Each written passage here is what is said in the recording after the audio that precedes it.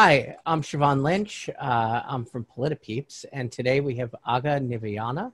She is a climate change activist in Greenland. And in our last conversation, we talked a little bit about the culture of Greenland. And we want to cover climate change today. Aga, do you want to tell people a little bit about yourself? My name is Aga Niviana. I am 24. I live in Nuuk, Greenland, the capital of Greenland. I'm a writer, an artist. I do different things all regarding to the topic that I'm going to talk about. And I usually deal with issues about climate change and decolonization and Greenlandic culture and, culture in general. And we also have Mathias Nordvig, who is a longtime guest of ours. Mattias, you want to tell people about yourself? Sure, thanks. I'm Dr. Mathias Nordvig. I'm an instructor and visiting assistant professor at the University of Colorado in Boulder, where I teach Nordic studies and also Arctic culture and society. We wanted to cover a little bit about climate change today.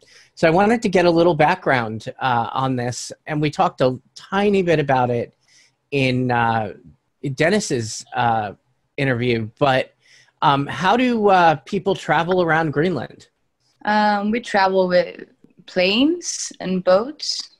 Like for a little context, we have it's a big island, Greenland, but also the cities and settlements are separated by water. So amenities. So obviously you have internet because you're talking to us. Yes. But I mean, how modern are the things that you can get in Greenland? Is it sort of like living on the frontier, or is it, a little more modern these days? A lot of it looks like everywhere else in 2019, but of course we have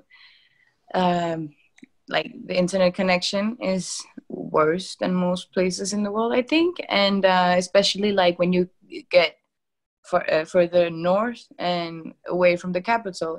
In the capital is pretty, modern, most of it. We talked a little bit about the economy in Greenland as well. What are the things that are actually sort of rare or difficult to get? It seems like, we talked about pricing and things like that. Is the reason why prices are so high is because they're hard to get there, or is it because there's monopolies or other types of things in Greenland? Yeah, I think it's a little bit of both, We obviously can't grow fruits and vegetables everywhere here. So I think that's a factor, but also we import from Denmark, and that's even though the relation between Greenland and Denmark is pretty close, but the distance is pretty far. So it takes a long time with ship, and so I think it's a good mashup of all the things that you said. We wanted to talk a little bit about climate change today. How is Greenland kind of affected by the climate change issue? Is there, what is your experience with this, and why are you so interested in that as an activist issue? I mean, obviously our ice sheet, the ice cap is melting, and that brings a lot of issues with it. We have the weather is super extreme. This summer has been one of the warmest summers we've ever had, and the melting have been reached record highs, the ice melting. The ecosystems are going to change because of the temperatures are rising, in the waters. And for me to see, it's just warmer, but it also causes more extreme weather. I mean, in Greenland, we've always had extreme weather, but to me, it just seems like it's getting more extreme. How is that affecting you guys, living there? What are some of the things that you're experiencing?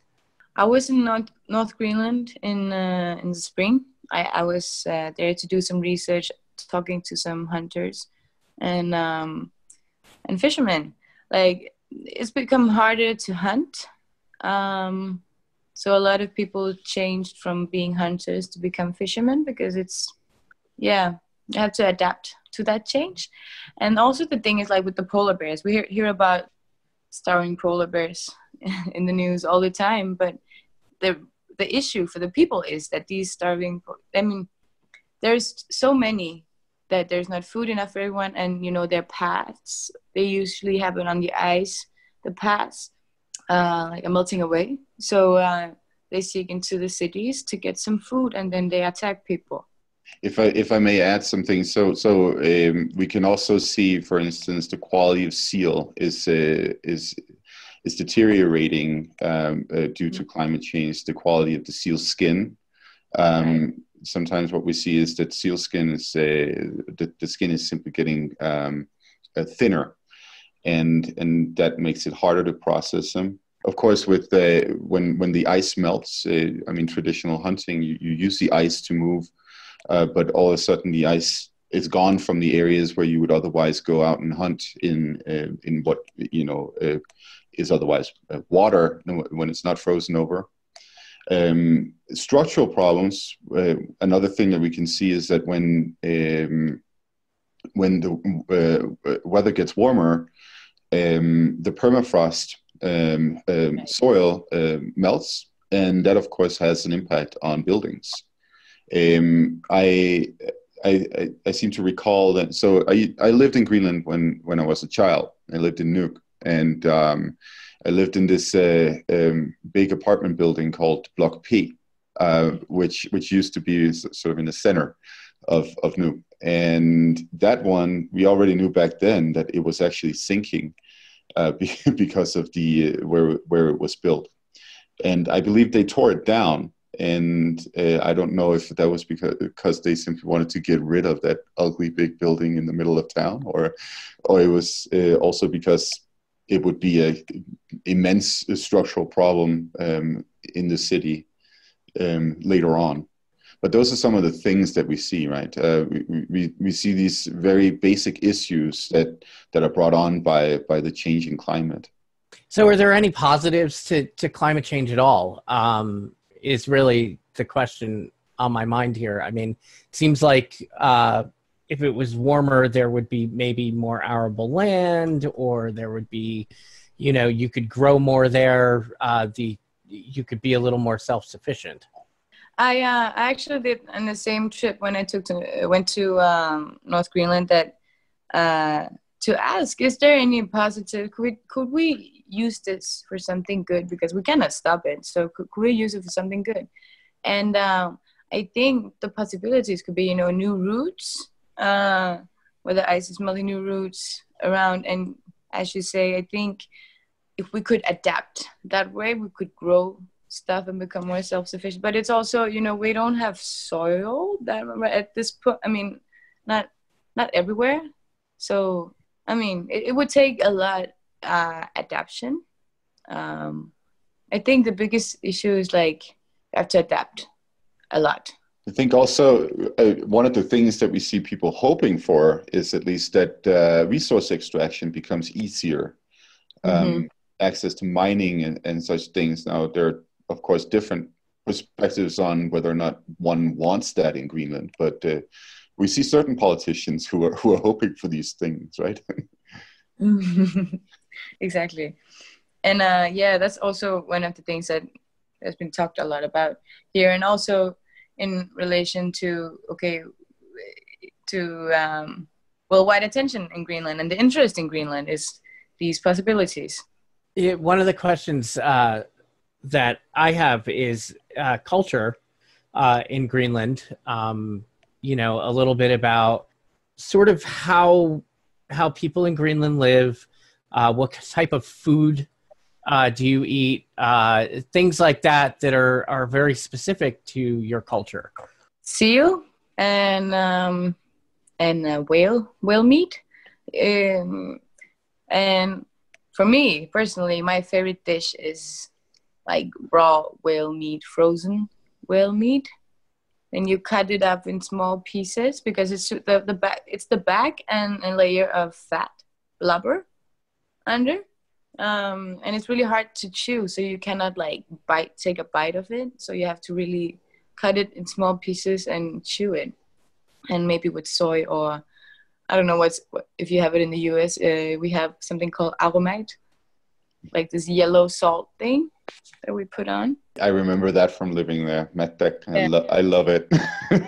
It's amazing. Is there anything that, like, say if there was a signature sort of dish in Greenland, what would it be? You know, for people outside the culture, like if there was something that you would say, okay, this is sort of the essence of Greenlandic cuisine.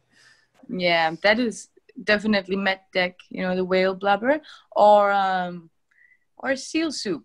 What are the things that go into seal soup? I mean, obviously seal. But yeah, I mean, there's this, what do you say, basic recipe of all kinds of soup. Either if you use seal or whale or fish, we have halibut. You know, we have the meat, maybe some onions, rice. You know, the thick rice you use for like rice pudding. Yeah, and pepper, salt. That's basically it. And then some people use potatoes or carrots or pasta or something in it. But basically it's like onions, rice, and the meat. Because also the meat is super, like the taste is super, what do you say? Intense, kind of intense. So you don't need that much spice. I'm actually kind of curious. How would you describe the taste of it? Because I've never had it. How would you kind of describe the taste of whale or seal meat? I mean, it's obviously, you know, I don't even have a reference for that. I mean, it's also super hard to explain, actually, because it's a super dark meat. It's not like red. It's almost black meat. It is actually black meat. And yeah, I cannot even explain. It's nothing like fish and nothing like ox meat or anything. It's just really dark meat. I think the way that I would describe Suez at the seal soup, is sort of, it has like an irony flavor to it. Oh, interesting. Okay. You could actually, yeah, that's true. But I would describe whale meat though as somewhat close to how, I mean, for reference point at least, so it's somewhat close to the way that that beef tastes too. A really, really good steak. I mean, whale meat is better than beef, if you ask me. I'm sort of a fan of like very, very rare steak. Like, you know, it's like you know, slaughter the cow, bring me the moo kind of thing. You know what I mean? So like, that sounds really good, actually. Sort of back to climate change a little bit.